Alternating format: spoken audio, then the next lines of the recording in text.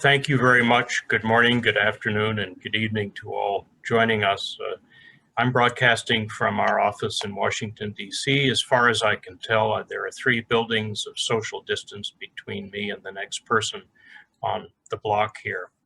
The topic of today's webinar is attacks on higher education. It's not a new topic. It is one that has been a curse on higher education for all of the 101 years that IIE has been engaged in international exchange and in rescuing scholars. What is new is we have a very dynamic group following this, creating benchmarks in the global coalition to protect education from attack, and supporting a global compact to oppose this. So we're very glad for Jerome and Rika to be with us and to hear their research. We'll also hear from an Iesrf scholar from Yemen. I want to note, Laura, and all of us, that we're delighted with such a large group of very diverse participants, including representatives from UN bodies and missions, many government and non-government representatives, including IIE partners at the Finnish National Agency for Education, the PAUSE program of France, the Baden-Württemberg Stiftung, and the Alexander von Humboldt Foundations, both in Germany, and Scholars at Risk. Members of the higher education community who have been terrific help and haven hosts for us. More than 20 scholars that IIE Scholar Rescue Fund has supported, joining us from 7 different countries. And finally, we're honored that our trustee, Her Royal Highness Princess Gita Talal of Jordan, is joining us. Princess Gita has been a champion of scholar rescue within Jordan and within her region. And Jordan, thanks to her efforts, has hosted the 2nd most Scholar Rescue Fund scholars of any country. The first speaker we're very delighted to recognize is Peter Wells. He's Chief of Section of Higher Education at UNESCO and has headed the very important effort of UNESCO to create a qualifications passport and documentation for refugee and displaced students.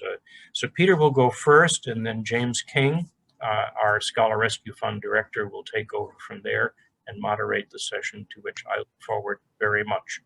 Thank you for joining us, and over to Peter.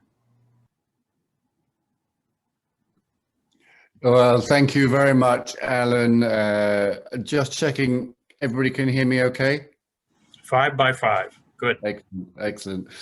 So thank you once again, Alan, and thank you for this invitation to join this extremely important session. And hello again to colleagues joining this, and also everybody who's joining from outside of the panel.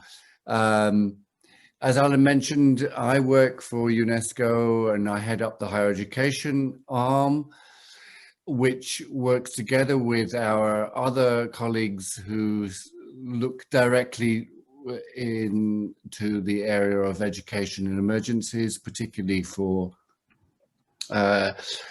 refugees, displaced persons and migrants. As you probably already all know, UNESCO is the lead coordinator for the implementation of SDG 4, which really speaks to ensuring inclusive and equitable quality education for all and promoting lifelong opportunities for all in the Education 2030 agenda to the year 2030. Now, this is by no means an easy task. We are now 9 years away. We're not even a decade away from reaching that goal. And in terms of education, particularly and in higher education, there have been many challenges. There are many challenges and setbacks that all member states of UNESCO, of the UN system, are facing. And unfortunately, some of the most serious are those which are caused by education institutions, personnel, teachers, and researchers, and of course students under attack. Many of these unforeseen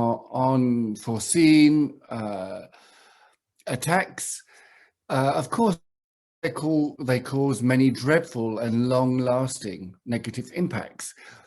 We don't necessarily want to refer this only to the COVID crisis, the pandemic, but there are repercussions for pandemic and other crises that we really don't understand until possibly it's too late. When we talk about refugees and migrants and displaced persons who are often forced to flee, often where they end up, they face barriers in terms of language acquisition or understanding, the recognition of their prior learning, of their qualifications, of their prior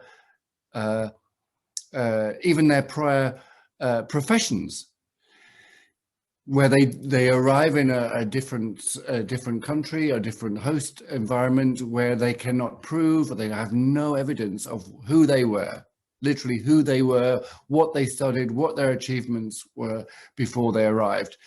And of course, you can also add into that the financial and other challenges with their families and just getting by in their destination host countries, not even going towards the issue of being able to access further education, higher education, or continue their studies. When we think about students that may have been in the middle of their degree programs and then they have to flee, and there's no recognition for their prior attainments. So this is a big issue for migrants and refugees and vulnerable people who suddenly go back to square one.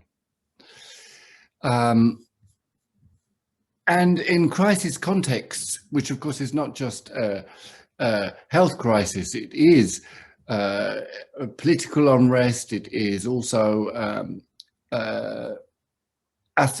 issues where we have natural disasters. You only have to think to Haiti, for example, where an entire education system, an entire education structure was wiped out.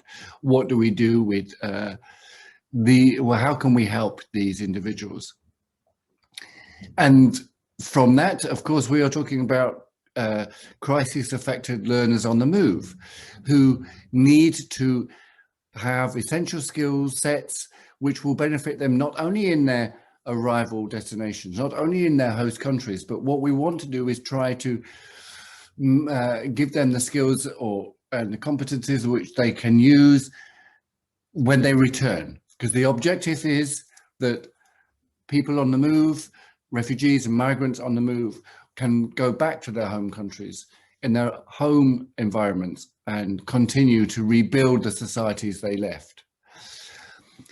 Some of you may be aware that in November 29, the UNESCO's General Conference adopted a new global convention on the recognition of qualifications concerning higher education, which aims to facilitate the mobility of an exchange of knowledge of students, researchers, teachers, and the right to have their foreign qualifications or foreign periods of study and skills attained recognized in a second or a third country on a very non-discriminatory and transparent basis. This convention, adopted by all 193 member states, speaks not only to individuals carrying foreign qualifications, but also, being very specific, Article 7 refers explicitly to refugees, migrants, and vulnerable people who may not have evidence, documentary evidence of the fact that they were a qualified doctor, they were a qualified teacher, they were halfway through a bachelor's, a master's, a degree program, And all member states agreed to Article 7 that we should find ways to validate that individuals' prior learning, prior experiences. So in order to facilitate this, UNESCO has, as Alan mentioned, we have put together, based on a European model, which has been now in operation for about 6 years, something called the UNESCO Qualifications Passport, which aims to validate, based on a very strict methodology and a very clear outline, well, individuals can, without documented evidence of who they are, what they studied, and where their skills are, that we can help them integrate into their host countries, continue their studies, and hopefully one day continue and go back to their countries with the skills needed to rebuild them. We've been working particularly with Ministry of Education. We have a pilot program in Zambia. We have pilots in Iraq, South Africa, India, on Morocco. These are all in the pipeline and or ongoing. And we're working together with UNHCR, the High Commission for Refugees, for obvious reasons, because they also have an interest in making sure that refugees have a chance to thrive and to return. One of the problems that we have seen, particularly with internally displaced populations, that they are denied access to further education, access to even primary, secondary level education, because their infrastructures have been destroyed. And this is the connection with education under attack, where there is no recognition, there's no proof of prior learning, because institutions have been destroyed and there is no records of anything. So on that line, we're also looking, UNESCO works with, under the discussions on the Safe Schools Declaration, which I'm sure you're aware of, which is an essential tool to safeguard education continuity in times of crisis and to ensure safety of students, schools and personnel at the school level. And we are working tirelessly with our member states to endorse and implement the guidelines of this declaration. And they all 100% are behind this, to take the necessary steps to make the right to education, a reality for all learners, especially those affected by conflict. And we all know where those conflicts are now. Allow me to close by saying that the road ahead is very difficult. And when we talk about education under attack, or education in crisis, education in emergencies, which is the UN discussion umbrella, if you like, we really have to consider unpick that and discuss what we really mean by that, because there are so many different ways that education is in crisis or it is under attack. Like I say, it can be humanitarian, it can be natural disasters, it can be political insurrections, it can be wars, civil wars, or as we have now discovered, it can be even a health pandemic, which threatens the ability of people at all ages, from kindergarten through higher education, to be able to continue their studies. We are trying at UNESCO, working with member states, working with strategic partners such as IIE, to ensure that no one is left behind and everybody gets the opportunity to continue their studies during whatever eventuality, whatever crisis, as we define it, may happen. And some of these are predictable, some are more often not unpredictable. So I will leave it there, and I would want to thank everybody so much again for allowing UNESCO to be part of this discussion. It's extremely important to us, and it is part of our mandate to support the learners globally, to make sure that everybody gets an opportunity to access education at whatever level. So thank you so much, Alan and the IE, for inviting us to participate. Thank you. Over to you.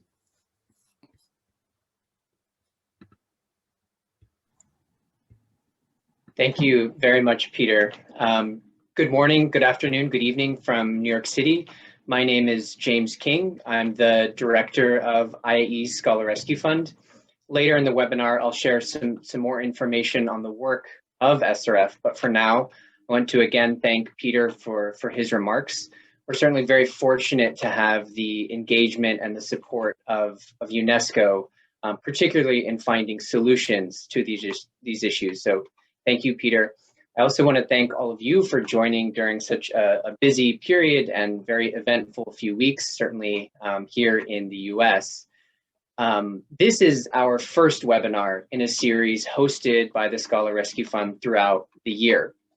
It's called Iesrf Dialogues. This series will explore topics related to academic freedom, education and conflict, and the efforts of programs like the Scholar Rescue Fund and our partners to help scholars resume their work and rebuild their lives and careers. The next webinar will actually be on Yemen and its higher education emergency. But today, you all are the guinea pigs, so to speak. So thank you in advance for your patience as we work through any logistical and technical issues in particular.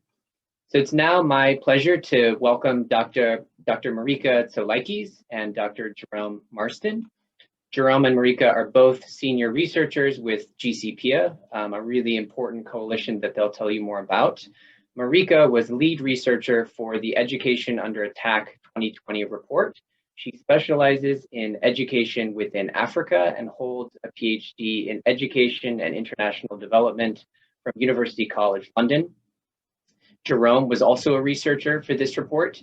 He earned his PhD in political science from Brown University, where he focused on human rights, conflict, and organized crime within Latin America. So Jerome and Marika, over to you both. Thank you so much, James. It's really our honor and pleasure to be the guinea pigs for this webinar series. Before we dive into our presentation on global trends of attacks on higher education, we wanted to briefly introduce the coalition and also speak a little bit about our longstanding partnership with IIE Scholar Rescue Fund. As some of you may know, GCPEA is an interorganizational coalition, and we're made up of 3 UN agencies and 5 NGOs.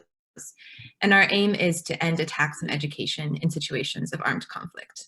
IIE Scholar Rescue Fund was a founding member of the coalition since 2010 and was actually one of our initial fiscal sponsors as well. And that's ensured that higher education has been fully integrated in the coalition's work right from the beginning. And we are incredibly grateful and appreciative of the invaluable expertise that IIE-SRF has provided, for one, through its participation in our higher education working group, which spearheaded the principles of state responsibility to protect higher education from attack. And IIE-SRF has also been really active in promoting the Safe Schools Declaration amongst the higher education community. So once again, a huge thank you from the coalition for all of your work on protecting higher education and for organizing today's webinar as well. Jerome and I are going to discuss some of our most recent findings from the Education Under Attack 2020 report. This is a report that covered the period of 2015 to 2019. It has a global scope. And during that period, we identified over 11,000 reported attacks on education occurring in 93 countries around the world. Our coalition defines attacks on higher education as any threatened or actual use of force against tertiary education facilities and their students and personnel. This also includes the military use of higher education facilities. These attacks can be targeted or collateral, and they're always perpetrated by parties to conflict, whether those are state armed forces, law enforcement, or non-state armed groups. We don't look at suspensions, travel bans, firing of personnel, or censorship. And the data that that feeds into our report and into the Education Under Attack dataset come from the United Nations, human rights monitors, media, non-governmental organizations, as well as direct informants. And we are really proud to say that this data actually feeds into the UNESCO Institute for Statistics monitoring of the Sustainable Development Goal on quality education for its thematic indicator 4.8.3. To touch a little bit more specifically on attacks on higher education and our findings from the Education Under Attack 2020 report, between 2015 and 2019, GCPEA identified reports of over 1,200 attacks on higher education, and over 9,100 higher education students and staff were injured, killed, abducted, arrested, or sentenced during this period. This map and the following graph represent countries profiled in the report, and we can see that attacks on higher education occurred in nearly every country that was profiled in our report. And some of the most affected included Ethiopia, India, Iran, Palestine, Nicaragua, Sudan, Turkey, and Venezuela. And I wanted to share this chart with you today. I think it shows a really interesting, kind of the dichotomy of attacks on higher education facilities versus attacks on higher education personnel and students. And so you can see that attacks on higher education students and staff are in red, and attacks on facilities are in pink. And attacks on higher education students and personnel occur far more frequently than attacks on facilities and in more countries around the world. And we'll speak a little bit more about why that is in a moment. In terms of attacks on higher education facilities, over the last 5 years, we identified over 300 incidents of these attacks, and nearly half of those occurred in Yemen, where we saw airstrikes, explosives, and gunfire, often affecting universities. In Afghanistan and Syria, which were the second most affected by this type of attack on higher education, there were about 20 to 30 attacks on facilities that occurred during the 5-year period. And I want to note that this is a trend that is continuing through 2020. For example, some of you may have read about the horrific incident at Kabul University in Afghanistan in November 2020, where Islamic State affiliated gunmen stormed the campus, held dozens of students and personnel hostage while armed battles occurred on the campus for several hours.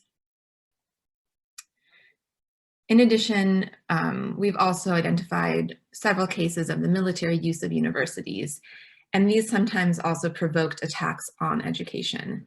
So for example, in Yemen, in September 2019, Damar Technical College was hit by an airstrike while it was being used by armed forces as a detention center. So these kinds of physical attacks on universities are devastating in the moment and also cause long-term impacts on higher education infrastructure as well. I'll pass it over to Jerome now, who will tell us more about attacks on higher education students and personnel. Thank you. Thank you, Marika. So in addition to the attacks that Marika covered on higher education facilities, there were also attacks on higher education students, professors, and academic staff. These occurred in 70 countries between 2015 and 2019. Law enforcement, military forces, pro-government armed groups used excessive, even lethal force to disperse university students and staff protesting on campuses over education-related grievances. Security forces or national intelligence agencies also arbitrarily arrested scholars or students for their academic work. These attacks between 2015 and 2019 in these 70 countries were occurring in both contexts of armed conflict as well as insecure contexts. Some of the countries most heavily impacted by attacks on higher education students and academics were Venezuela, Sudan, Iran, Pakistan, Palestine, and India. In India, for instance, more than 1,000 students and higher education staff were injured, detained, or killed between 2018 and 2019, primarily due to excessive use of force during education-related protests. Sexual violence also occurred between 2015 and 2019 at universities or on the way to or from them. For instance, GCPEA field research found that when the Nigerian military and paramilitary forces were sent to secure the University of Maiduguri, these armed actors engaged in sexual violence against female students. This finding highlights risks of sexual violence that come with the presence of armed actors on campus, even if the actors are there in a security role. Next, let me talk a little bit about COVID-19, which I imagine is on a lot of people's minds right now. So attacks continued during COVID-19 against higher education buildings, students, and academics. The coalition is still sorting out how COVID-19 has impacted attacks on higher education. As you all likely know, in some countries, it appears that conflict generally actually increased in 2020 despite the virus, which translates to more potential attacks on higher education. But we have also identified attacks on higher education directly related to COVID-19, such as students protesting the effects of lockdowns on campus and the state responding with excessive violence. So for instance, in Cali, Colombia in July, police reportedly shot in the direction of students outside the University of Valle. The students had been holding a sit-in for 8 days, demanding university fees be reduced for additional students, given the economic pressures they were facing due to the COVID-19 lockdown. Additionally, as another example, in Ouagadougou, Burkina Faso, security forces used excessive force against university students at a campus dormitory to enforce a COVID-19 curfew in March 2020. So what can be done about attacks on education? To address these attacks, the Global Coalition to Protect Education from Attack offers a list of policy recommendations. I will cover 3 right now.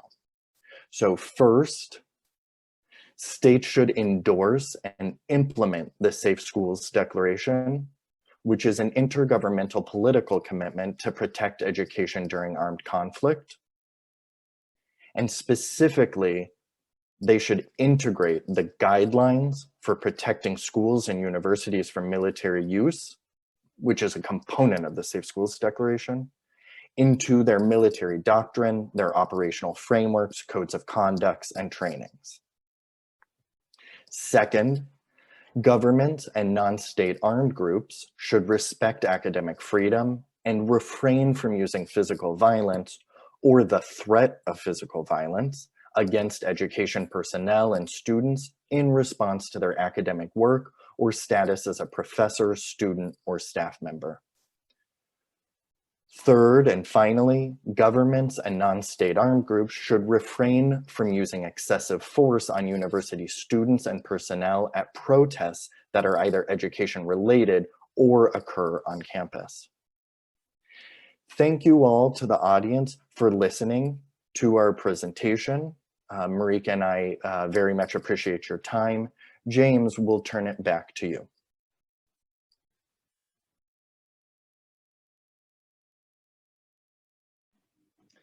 Thank you, Jerome and Marika, for that excellent and sobering report. It certainly tracks with what we see at the Scholar Rescue Fund.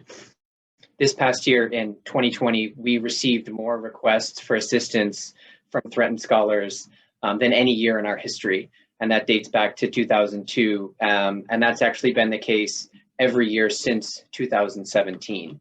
So this is certainly a pervasive global problem. It's growing. Sadly, I think that your 2021 report will be even more devastating than this past year.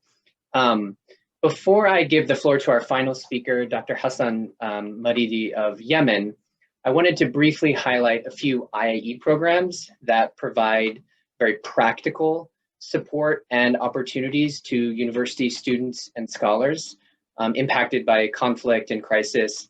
And I'm going to pull up just a few simple slides, so please bear with me as I share my screen. Can everybody see that? Great. So I'll start with the Scholar Rescue Fund, the program that I direct. For those of you unfamiliar with Iesrf, we assist academics from any country or field who face threats to their lives and careers. Our model is pretty simple. We select scholars as part of a competitive application process, and then we arrange for them temporary academic positions outside their home countries. We provide significant funding and other support towards those positions. You can see some of the details here on the screen. But the idea is that these positions enable the scholars to reach safety and then reestablish themselves as teachers and researchers. On their host campuses, our scholars teach courses, they deliver presentations and guest lectures, conduct research and publish their work, and they continue to collaborate with students and colleagues in their home countries. And since 2002, when we were established, Iesrf has supported nearly 900 professors and researchers from 60 countries. And we've done this work in partnership with 425 higher education institutions, usually but not always universities, in 48 countries across the globe. You can see here the home regions of Iesrf scholars since our founding. We both respond to large-scale crises, particularly in conflict situations, such as Yemen or Syria, Cameroon. We also support academics who face targeted persecution for their scholarly work, their political activism, or their identities. Iesrf is truly a global program. This slide shows where we place scholars. We place scholars all over the world, often at universities within their home regions. Currently, we're partnering with universities to host scholars across 5 continents. And we're always seeking to expand our partnerships. Just this month, we arranged our first placements in the countries of Chile and Cyprus. So for those of you who aren't currently involved with the Iesrf program, and we have many partners on the webinar, so thank you for joining and for your partnership. But if you're not currently involved and care about this issue, I would encourage you to get involved. You can write to us at iesrf@iie.org or visit our website. Here are 2 simple suggestions for ways to get involved. First, refer to us, academics, your colleagues who may need the kind of support that Iesrf offers. And then join the Scholar Rescue Fund Alliance. This is our global network of partners that provide practical support to threatened and displaced scholars. There are many opportunities to get involved through the Alliance, including hosting Iesrf Fellows on university campuses, and then also providing career advancement support to these scholars. Moving on, IIE has also developed several initiatives to provide opportunities for students who are impacted by conflict or natural disaster. These are opportunities for these students to start or continue their higher education. Since 2010, we've supported more than 2,000 students from around 100 countries through various emergency programs. And I'll very quickly highlight just a few here. The first is the Platform for Education in Emergencies Response, or IIE-PEA. This is an online clearinghouse of opportunities for displaced and refugee students. We have several initiatives within IIE-PEA, including programming to help students strengthen their skills to apply for and excel at the university level. One program is the IIE-PEA Bridge Scholarship, which helps refugees and displaced students from Myanmar to complete their studies at universities largely within the Asia-Pacific region, but also beyond. The IIE Refugee EdTech program supports displaced and refugee students from anywhere in the world to pursue advanced education online. They receive a MicroMaster certificate offered through edX. We have the Julius Stash Scholarship, which has awarded scholarships and living expenses to dozens of refugees or asylees to study at community colleges in the Chicago area in the US. And then finally, the Emergency Student Fund. That provides many grants to international students in the US who've been impacted by crises or natural disasters. And these emergency grants allow them to complete their studies. And during the Q&A or following the webinar, I'd be happy to answer any more specific questions you have about SRF or any of these other IIE initiatives. But for now, I'm going to stop sharing my screen. And it's my great pleasure and honor to introduce Dr. Hassan Maridi, who is a theoretical physicist from Yemen, from Hodeidah, Yemen, actually, which is a beautiful city on Yemen's Red Sea coast. Dr. Hassan undertook 2 SRF fellowships at Philadelphia University in Jordan, and he recently joined the Heavy Ion Laboratory at the University of Warsaw in Poland. So Hassan, the floor is yours.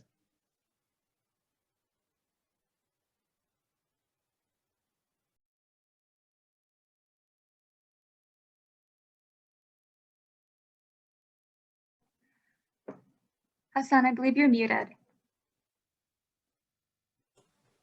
I'm sorry. Yes, thank you, James, and everyone. I am Hassan Maridi. Hello, everyone. I am Hassan Maridi from Bajil, Hodeidah, Yemen. Currently, I am a researcher in Heavy Ion Laboratory in University of Warsaw in Poland. And permanently, I am an employer in Taiz University in Yemen. I have a PhD in theoretical nuclear physics from Cairo University in Egypt. And my research is focused on the study of theoretical models of nuclear reactions. I would like to share my screen.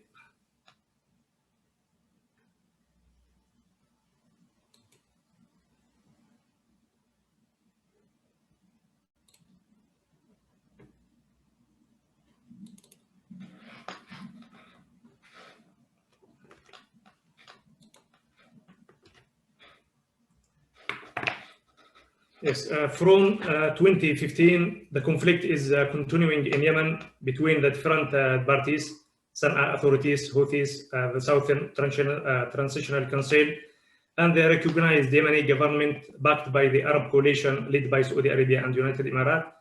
This conflict, war and siege left one of the largest humanitarian disasters in the world, with more than 100,000 dead and wounded, the displacement of an estimated 4 million, and the destruction of infrastructure, public services, health and education sectors, and 80% need urgent life-saving assistance.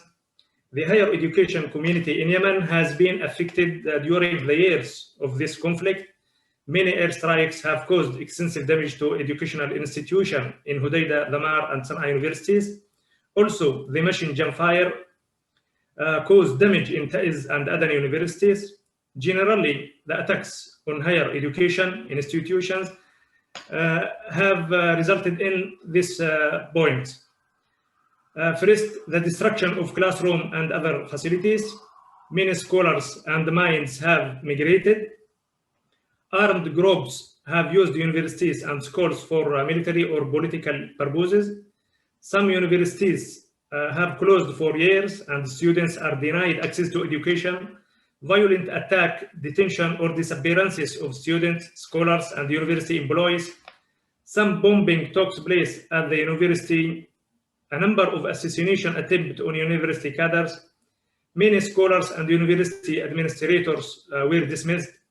A lot of teachers died of starvation and harsh economic conditions, and the disease that have spread recently, the most recent of which is COVID-19.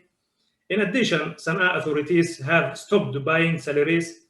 So academics in the northern universities doesn't get salaries from Sana'a or from Yemen Central Bank in Aden.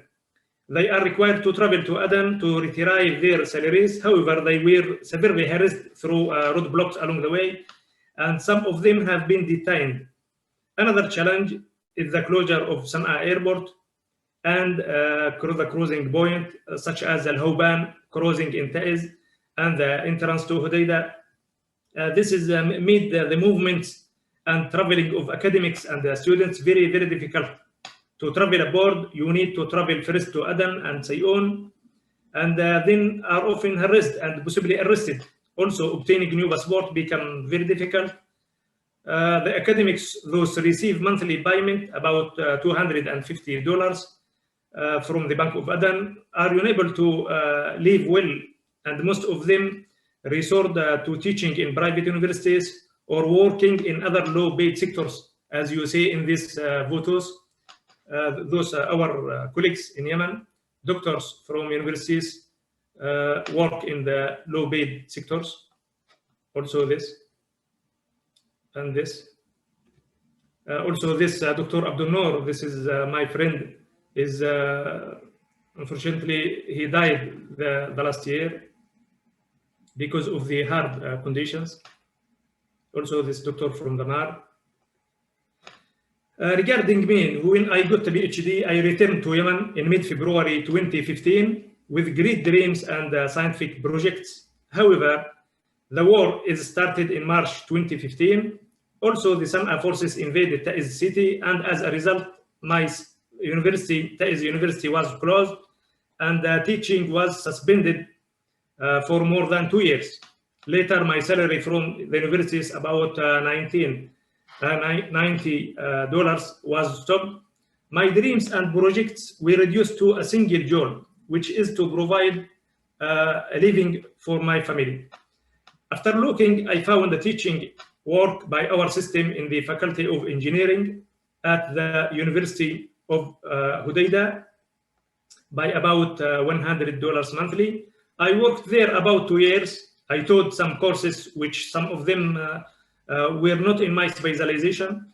I remember once I designed in the lecture rooms. You can imagine going to university 60 kilometers away from your home without a breakfast and don't have a bus fare, to stand talking and teaching for 4 or 6 hours without eating. Unfortunately, when the fighting arrives Hodeidah, the study in this faculty was stopped also for more than a year. I and my family lived in a single room without beds, water, or electricity supplies. We were struggling to save water. This photo for my children's bring water for us. I remember well my walking in the streets to find a street lamp outside someone's house, to sit under its light to write my lectures and correct the exam papers for my students. In the summer, no teaching work, so I worked sometimes in my car as a taxi, but I stopped because of no available oil. At about 14 Celsius degree, we had to live with long nights of darkness and extreme hot weather. I tried to work in any place, but I failed. My wife started making and selling a woman resistors for $5 per week, and we were very happy with this money, but it didn't last long. I was visiting our relative who received monthly food relief from the organization to take some food. Instead of my dreams to help my poor community, I shared their food in order to get food to my family. This should summarize the effect of this war. Very harsh moment passed in those days and years, and cannot be described in little words. I moved in September 2017 to Sana'a and worked in many private universities for long hours of teaching to save my family. We suffered because there was no cooking gas. You know, this we used this cooker instead of the cooking gas. And I had to once sell my computer to buy food for my family. In the beginning of 2018, I applied to the Institute of International Education Scholar Rescue Fund Fellowship. This photo when I was in interview with the Iesrf officer. I got this award quickly. In August, I traveled to Aden in a difficult and terrifying trip. I was interrogated at several points and prevented for some time at other points, those exceeding about 100 points. From Aden, I traveled to Amman, Jordan, and enjoyed to Philadelphia University. my family joined me to me later. The Institute Award helped me to move to safe place and to return to scientific research. It was very useful for me and for my family. I taught, organized workshop for my students and training course for my colleagues, and assisted in the quality assurance management. This were useful for my work experience. I returned to scientific research and publication, and this made me to get a research scholarship at Warsaw University for 2 years. I traveled to Warsaw in February 2020 and started my work, but because of coronavirus, I came back to the Jordan in mid-March to stay with my family, and my scholarship in Warsaw is suspended. Again, the Iesrf continue my fellowship and give me an additional mini scholarship, which helped me until I traveled again to Warsaw in mid-September 2020 to start again my scholarship. Thanks a lot for Philadelphia University and for Iesrf program officer Celine, Emily, Lauren, Laura, and others for them very upscale handling and correspondence. Thank you so much for the Institute of International Education for its support to save me and Yemeni scholars and our families from the situation of the war and stay in Yemen, and to continue our academic future. Recently, we construct an IAP organization to create a collaborative network of Yemeni academics and professionals. Finally, we call the other international organization for more help and more support for academics. Those are living hard conditions in Yemen, and we hope this war be stopped and the base will come to Yemen. And thank you very, very much for your attention.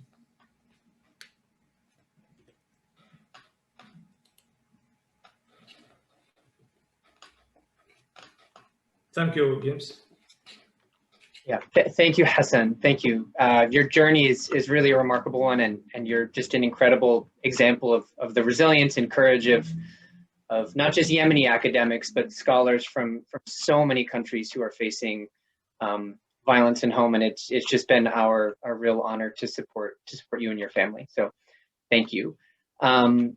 We have about 10 or 12 minutes for questions, which is a little bit less than we had hoped, but I think we can get some good questions in here. I want to start with one question for our colleagues at GCPEA. Actually, it's maybe a two-parter. So there was a question posed about data collection. It was, do you only collect data on the 37 profiled countries in the report? Do you collect it over multiple years? And if yes, can you speak to the developments over time? In addition to that question, I have kind of a more general one, which is about how comprehensive you feel that the data in these reports is. And assuming it represents a portion of the overall attacks, I'm wondering how can governments and civil society groups strengthen data collection, continue to strengthen it moving forward, so that attacks can continue to be monitored in a comprehensive way.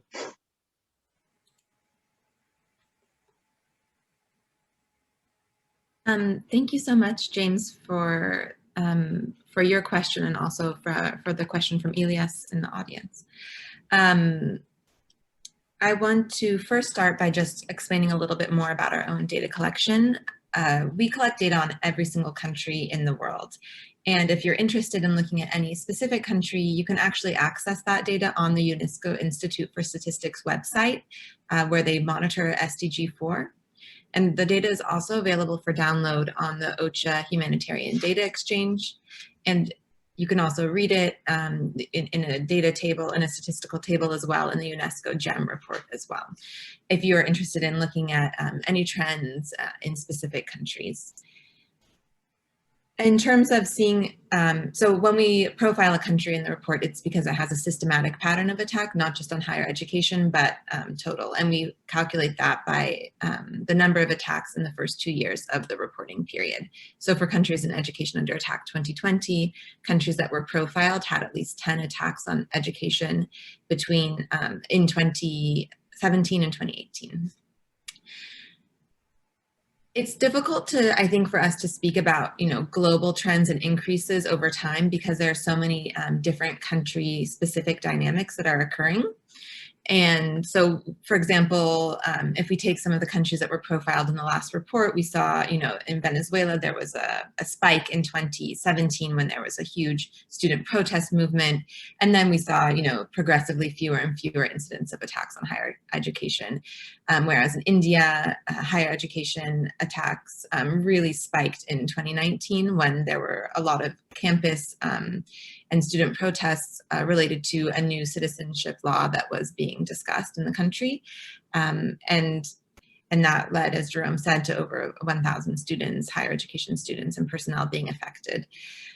I think that in terms of how comprehensive the data is, one of the unique aspects about attacks on higher education is that a lot of them occur in urban areas.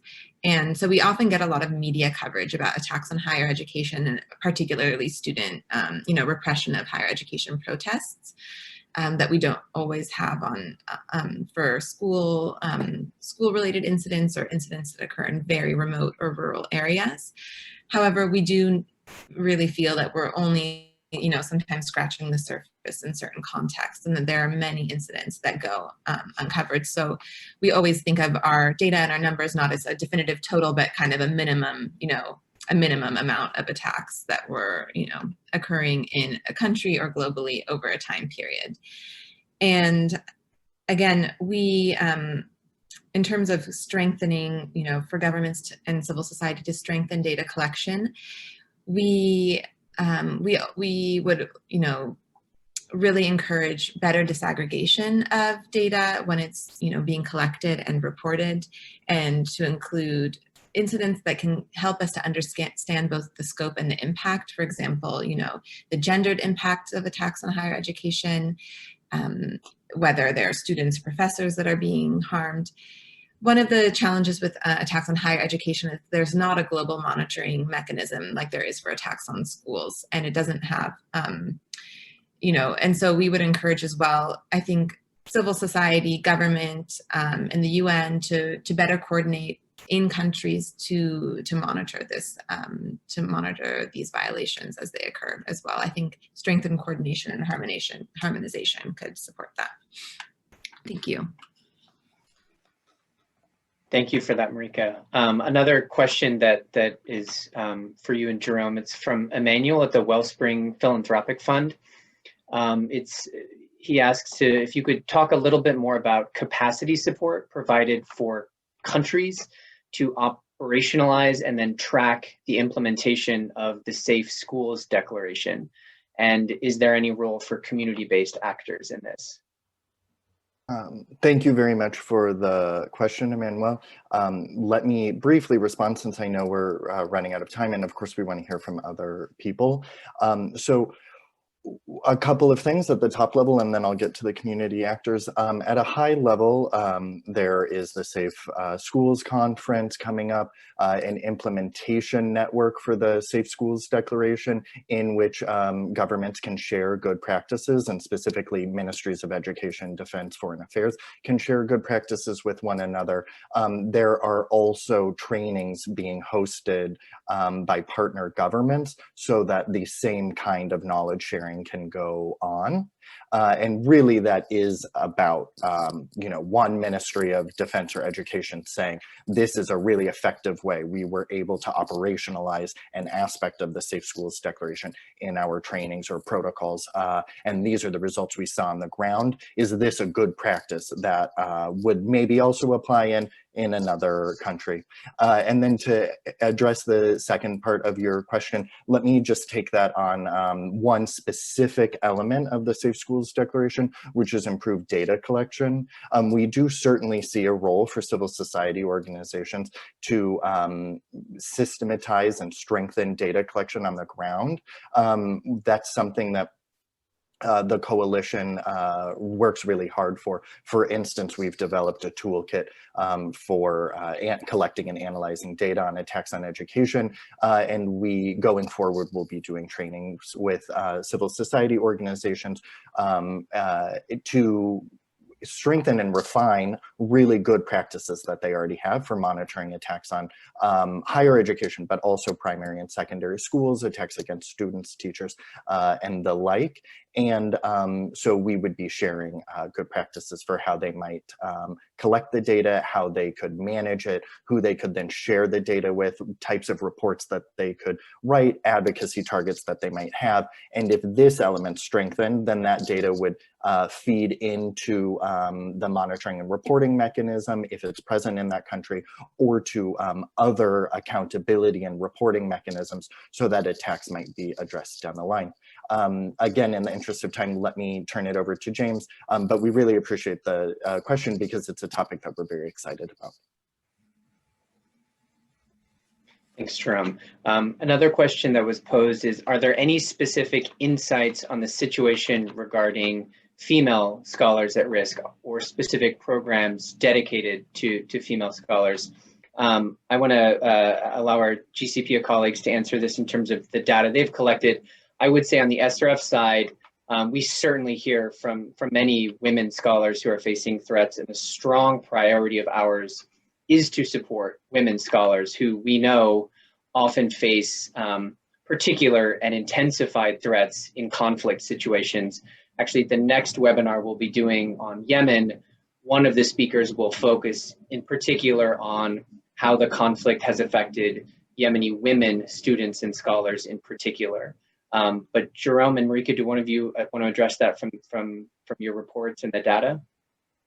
Yeah, thank you, James. I think, this touches on your earlier question and comment about, is data comprehensive? And I think gender is really one of those areas where we do feel like there's so much that we don't know, but we do have a feeling and a sense from the data that women and girls are disproportionately affected by attacks on education, and particularly higher education, that when attacks occur, it's more difficult for women to resume their studies, and that, conflict in general, pushes women and girls out of higher education.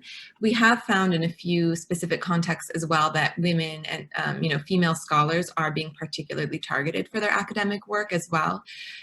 For example, in Iran, we documented a number of cases of female scholars whose work was on, gender-related topics such as family planning or women's rights in the country, who were arrested due to their scholarship. In Turkey as well, we saw some incidents of excessive use of force against female scholars who were protesting related to, women in academia topics as well. And we have, as Jerome noted, women are also particularly vulnerable to sexual violence. And when conflict occurs at, or around universities, we've documented these cases in Nicaragua and Nigeria, for example, as well. So this is something that we are really concerned about and monitoring very carefully. Thank you, Marika. I'm just going to do one more question in the interest of time. It's a very good and important question, one that really would warrant a whole nother webinar. But the question is, in response to the global refugee crisis, there are often discussions of responsibility sharing as lower income countries take on the greater burden of hosting. How does this discussion extend to scholar hosting institutions that have less resources? Are there capacity building initiatives for these institutions? And I can say certainly for IIE and for Iesrf, we are deeply committed to working with universities within countries and regions that are hosting refugee academics. Alan mentioned in his intro, Jordan. Jordan has hosted the second most Iesrf scholars in our history after the United States. And Jordan hosted close to 300 Iraqi academics through our program at the height of the crisis in Iraq. And certainly for Iesrf, we provided funding towards those positions. And much of that was out of recognition that those institutions may be under-resourced, and there is a need to share that burden. But it's not just a burden, it's an opportunity. Oftentimes, we're seeing this now with Venezuelans in South America. Many of the universities within the region view it as an excellent opportunity to build their own capacity to be hosting Venezuelan academics, and that's something that we certainly facilitate and support.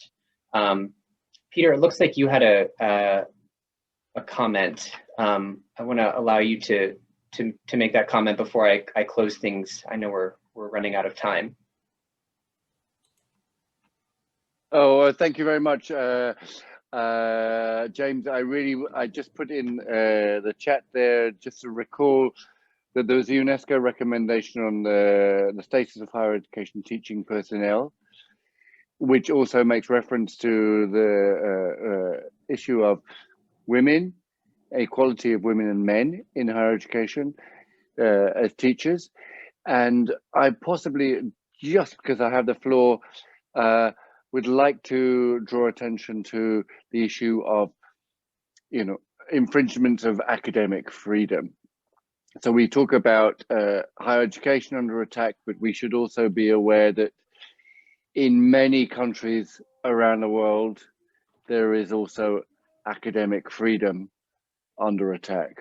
And this is one thing that UNESCO, through various normative instruments, is working very hard to combat. Thank you very much, James. Thank you, Peter. I couldn't agree more. It's both about infringement of academic freedom and education in conflict, and those are two scenarios where certainly students and particularly scholars need support. It looks like we're out of time here. There are more questions, but I'm sorry we weren't able to get to all of them. I had closing remarks, but since we're over, I'm just gonna end here and thank all of our panelists for their talks. I want to thank our partners at GCPEA in particular for co-hosting the event with us and for the amazing work that you all are doing in raising awareness of attacks on higher education. Thank you to the audience for participating. Before I conclude, just two very brief housekeeping items. First, you can see here on your screen the links to various programs that were referenced during the talks. These will also be shared in an email following the event. Do check out these initiatives and get involved as a way to support practical solutions. We're all about solutions, and these are practical solutions on these issues. And then finally, I would draw your attention to the next webinar in this series. I've referenced it several times, but it will focus entirely on Yemen and its higher education emergency, and it will feature several Yemeni scholars who will share their experiences and their expertise. And I'm delighted that this webinar will be organized with the Association of Yemeni Academics and Professionals, which Hassan mentioned, and we'll be sure to share the details and registration link in the weeks ahead, and we hope you'll join us for that webinar. So with that, I think we'll conclude today's event. Thank you again, everyone, for joining us. Stay safe and well, and have a great rest of your day or evening. Thank Thank you. you. Thanks, everyone. Thank you very much.